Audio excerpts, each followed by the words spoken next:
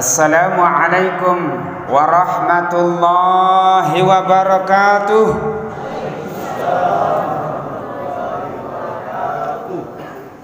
Alhamdulillahi rabbil alamin wal aqibatu lil muttaqin fala udwana illa 'alaz zalimin. Assalatu wassalamu ala asrafil anbiya'i wal mursalin sayyidina wa maulana wa azimina Muhammad wa ala alihi wa sahbihi ajma'in, amma ba'd. Bersyukur kita kehadirat Allah subhanahu wa ta'ala, karena tiada hentinya Allah mencurahkan nikmat dan karunia-Nya kepada kita semua. Dari mati tak tadi malam, karena tidur adalah temannya mati, saudaranya mati, Allah kasih kita nikmat bangkit kita dari mati tak. Ada orang pak tidur tidak bangun-bangun, kita alhamdulillah dibangkitkan kembali oleh Allah subhanahu wa ta'ala. Langsung kita ingat Allah subhanahu wa ta'ala melalui sholat subuh secara berjamaah. Ini yang luar biasa pak. Ada orang dibangkitkan dari tidurnya, lupa dia kepada Allah subhanahu wa ta'ala. Selanjutnya kepada Rasulullah kita bersalawat. Allahumma salli ala sayyidina Muhammad wa ala ali sayyidina Muhammad. Mari diulang sama-sama. Allahumma salli ala sayyidina Muhammad wa ala ali sayyidina Muhammad. Sekali lagi.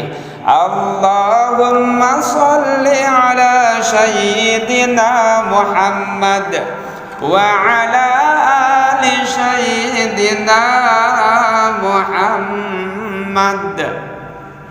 Hadirin jamaah salat subuh yang dimuliakan Allah subhanahu wa ta'ala, sungguh beruntunglah kita yang pagi-pagi walau dingin-dingin kita paksakan diri, berlari kencang kita mencari ridha Allah subhanahu wa ta'ala.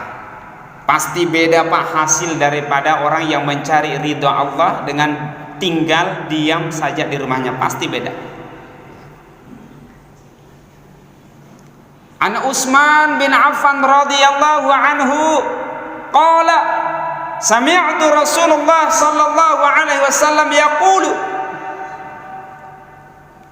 man shallal isya fi jama'ati faka'annama qama nisfal lail wa man shalla subha fi jama'ati faka'annama shallal laila kulluh.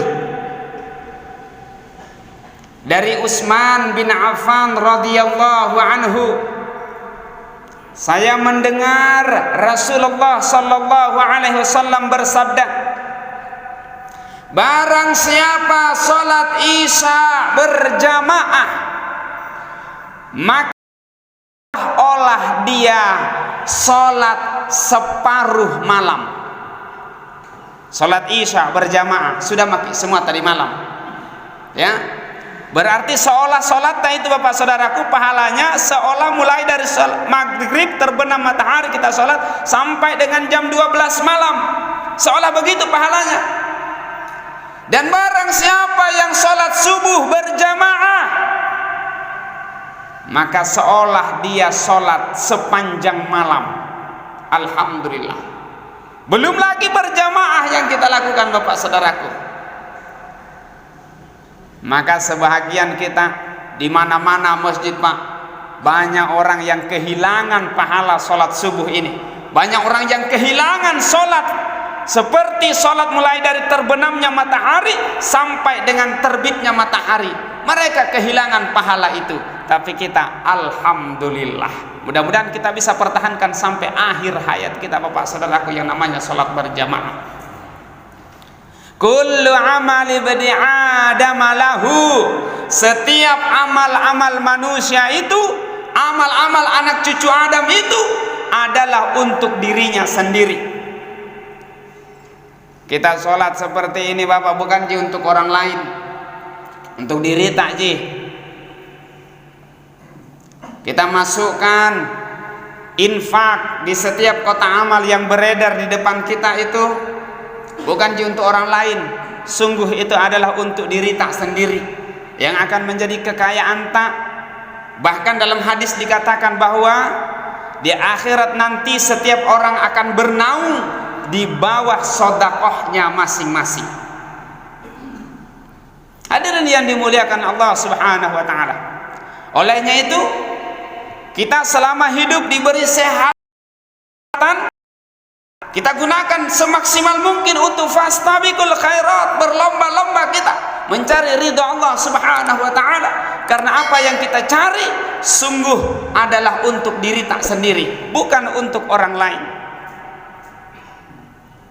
Bahkan amalan baik yang kita kerjakan, amal-amal soleh yang kita kerjakan ini Bapak Saudaraku, dijelaskan bahwa seorang hamba itu sudah diperlihatkan balasannya mulai ketika dia sakaratul maut. Dikatakan bahwa seorang muslim itu Pak Saudaraku, ibu-ibu, tidak pernah akan keluar ruh daripada jasadnya sebelum dia melihat tempatnya di surga. Pernah terjadi di zaman Rasulullah, dialami oleh salah seorang sahabat. Dalam hikayat itu disampaikan bahwa sahabat yang mengalaminya adalah Sa'ban radhiyallahu anhu. Kebiasaannya Sa'ban, Pak, dia itu kalau sholat di depan pojok sebelah kanan, depan pojok sebelah kanan dia selalunya di situ. Suatu subuh Rasulullah hendak sholat berjamaah bersama para sahabat, ditengok sudut sebelah kanan sana, nggak ada Sa'ban. Kata Rasulullah, mana Sa'ban? Sahabat menjawab, nggak tahu ya Rasulullah, kita tunggu-tunggu aja lah sebentar. Ditunggu-tunggu sampai hampir keluar kemerah-merahan di sebelah timur, nggak juga datang. Kata Rasulullah, kita sholat aja lah, kita sholat. Nah, mungkin dia terlambat. Sholatlah Rasulullah bersama para sahabat. Selesai sholat, dilihat lagi sahabat, nggak ada juga. Kata Rasulullah, ada yang lihat rumahnya Sa'ban? Ada ya Rasulullah. Kalau begitu kita sama-sama berkunjung ke rumahnya Sa'ban, karena ada yang lihat. Sampai di rumahnya Sa'ban, kata Rasulullah, Assalamualaikum warahmatullah. Terdengar suara jawaban salam dari dalam seorang wanita, tidak lain adalah istrinya Sa'ban. Waalaikumsalam ya Rasulullah. Kata Rasulullah, tumben hari ini Sa'ban tidak datang sholat berjamaah subuh bersama kami. Kemana? Kenapa? Ada apa dengan Sa'ban? Istrinya lalu menjawab, ya Rasulullah, suamiku Sa'ban baru saja meninggal dunia sebelum sholat subuh. Kita garis bawahi Bapak Saudaraku, tumben kata Rasulullah. Kemudian istrinya berkata, baru saja meninggal dunia sebelum sholat subuh. Artinya apa Bapak Saudaraku? Satu-satunya yang menghalangi Sa'ban untuk sholat berjamaah termasuk subuh adalah kematian. Lalu kata istrinya, ya Rasulullah, aku mendengar 3 kalimat terucap dari mulutnya Sa'ban. Kudekatkan telingaku ke mulutnya, tapi aku sungguh tidak mengerti. Kata kalimat itu adalah, waduh, seandainya semuanya. Yang kedua kalimat itu terucap, waduh, seandainya yang baru. Dan yang ketiga kalimat itu kudengar, waduh, seandainya jauh. Apa makna ya Rasulullah? Datanglah salah seorang malaikat memberitahukan kepada Rasulullah. Kemudian Rasulullah memberitahukan istrinya Sa'ban. Beliau berkata, wahai istrinya Sa'ban, ketika suamimu dalam keadaan sakaratul maut, Allah memperlihatkan kepada suamimu betapa indahnya surga yang akan dituju oleh suamimu ketika kematiannya tadi. Suamimu berkata, waduh, seandainya semuanya. Karena pernah suatu hari suamimu sarapan dengan sebuah roti dan segelas susu. Tiba-tiba ada seorang pengemis yang mengetuk pintu minta makan. Lalu suamimu dengan senang hati, ikhlas dia berbagi dengan pengemis itu. Sepotong roti diberikan kepada pengemis, sepotong roti untuk dimakan sarapan suamimu. Kemudian segelas susu pun dibagi 2, setengah untuk pengemis, setengah untuk suamimu. pahala keikhlasan dan kesenangan, bahagia dia berbagi dengan seorang pengemis. Sarapan itu yang dia bagi, Allah perlihatkan pahala surga yang akan dituju oleh Sa'ban. Olehnya itu Sa'ban berkata, waduh, seandainya semuanya roti itu kukasih, seandainya semua susu itu kukasih untuk pengemis, maka tentu lebih indah lagi surga yang akan aku tuju. Sepotong roti gitu Bapak, setengah gelas susu gitu nah sedekahkan, tapi dengan hati yang ikhlas dan senang dia berbagi. Kemudian suamimu berkata, waduh, seandainya yang baru, Allah perlihatkan pula pahala surga yang akan dituju oleh suamimu. Suatu subuh suamimu pergi ke masjid dalam keadaan hujan rintik-rintik alias gerimis.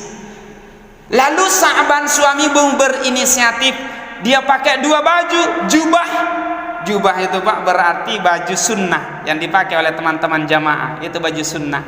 Di dalamnya dia pakai yang baru, kemudian di luarnya dia pakai yang sudah sedikit lusuh, yang sudah sedikit jelek. Alasannya Sa'ban, kalau nanti dalam perjalanan dikena oleh percikan lumpur, percikan tanah, maka sorban jubah, maksud saya jubah yang di luar bisa dibuka, kemudian dipakai sholat jubah yang masih baru.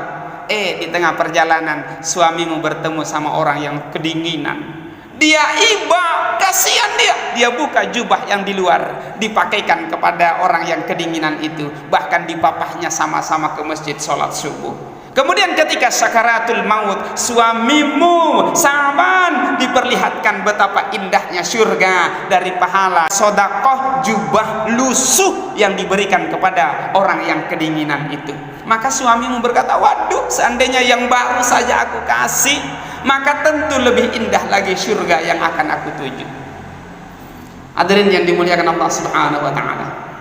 Maka ikhlaslah kita dalam bersedekah.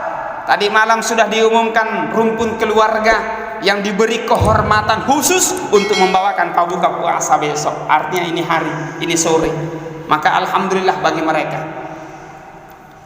yang sudah memasukkan kotak-kotak amal, infak sedekah, ikhlaslah, karena sungguh itulah yang menjadi kekayaan tak Bapak saudaraku. Kata Rasulullah, harta anak cucu Adam itu kalau yang dia sudah makan berarti dia sudah habiskan. Kalau yang masih tertinggal di rumah tak itu belum tentu menjadi milik tak. Adapun yang menjadi harta kita sesungguhnya adalah yang sudah kita belanjakan di jalan Allah Subhanahu wa taala. Maka berbahagialah kita Bapak saudaraku yang sering-sering berinfak, yang sering-sering bersedekah, yang sering-sering menyumbang. Apalagi masjid ini nggak mungkin seperti ini megahnya kalau bukan karena masyarakat atau jamaah sekitar setempat adalah orang-orang yang dermawan. Mudah-mudahan menjadi kekasih Allah Subhanahu wa taala. Amin ya rabbal alamin. Kalau ada yang pulang dari sini nanti Pak kemudian menyesal, berarti menyesalnya bukan lain-lain. Sampai di rumah bunyi itu listrik, habis listrik.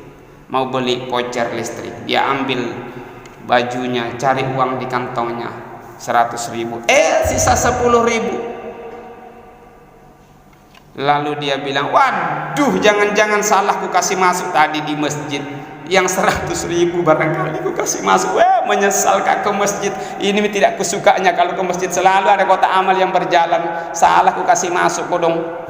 Menyesalnya makan lain-lain. Maunya kita alhamdulillah karena ketidaksengajaan tak justru mengantarkan kita kepada indahnya surganya Allah Subhanahu wa taala. Hadirin yang dimuliakan Allah Subhanahu wa taala. Kemudian selanjutnya kata Rasulullah, suamimu Sa'ban berkata, waduh, seandainya yang baru, seandainya jauh. Allah perlihatkan betapa besar pahala, betapa indahnya surga yang Allah sudah siapkan kepada suamimu Sa'ban dari perjalanannya pergi ke masjid berjamaah dan pulangnya dari masjid ke rumah.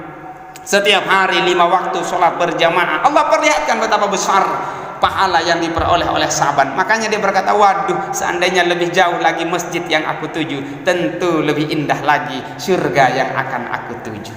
Begitu kata sahabat. Hadirin yang dimuliakan Allah Subhanahu wa taala, apalah lagi yang namanya salat berjamaah ini Pak, saudaraku. Rugi kita kalau kita tinggalkan. Walau misalnya sah, walau diterima salat sendiri tak di rumah, tapi apa kata Rasulullah? Ya, salatul jamaati tafdalu salatal fazzi bisab'i wa isrina darajatan. Salat berjamaah lebih baik 27 derajat daripada salat sendiri. 27 derajat Bapak Saudaraku. Kalau secara bahasa kita bisa artikan ini Bapak Saudaraku. Kalau Bapak Ibu Saudaraku jamaah sekalian sholat berjamaah di masjid 1 tahun, maka orang nanti sholat di rumahnya 27 tahun pindah sholat di rumah baru sama dengan orang yang sholat 1 tahun saja di masjid. Lah kalau 2 tahun kita sholat berjamaah Bapak Saudaraku, secara bahasa maknanya 2 tahun kali 27 berarti 54 tahun. Maka orang sholat sendiri di rumah 54 tahun pindah sholat sendiri baru sama dengan pahalanya orang yang sholat berjamaah 2 tahun saja. Lah kalau 3 tahun kali 27 berarti 81 tahun pakai sholat di rumah tak baru sama pahalanya dengan orang yang sholat 3 tahun saja berjamaah di masjid. Lah kalau 4 tahun 4 kali 27 108 berarti 108 tahun pakai sholat sendiri di rumah tak baru sama pahalanya dengan orang yang sholat 4 tahun saja di masjid berjamaah. Itu secara bahasa, belum lagi dengan pahala yang memang terkandung di dalamnya yang dimaksudkan oleh Rasulullah Sallallahu Alaihi Wasallam. Maka rugi besarlah kita kalau tidak pergi sholat berjamaah Bapak Saudaraku. Ustaz, motongkah juga saya pergi sholat berjamaah tapi biasa terlambat gak, kasihan. Apa terlambat tak? Biasa mau kak pergi sholat duhur saya Ustaz, terlambat kak, pas sampai di sana sholat asar nih orang bela. Laku tuh Bapak Saudaraku yang dimuliakan Allah Subhanahu wa taala, mungkin ini saja yang sempat saya sampaikan.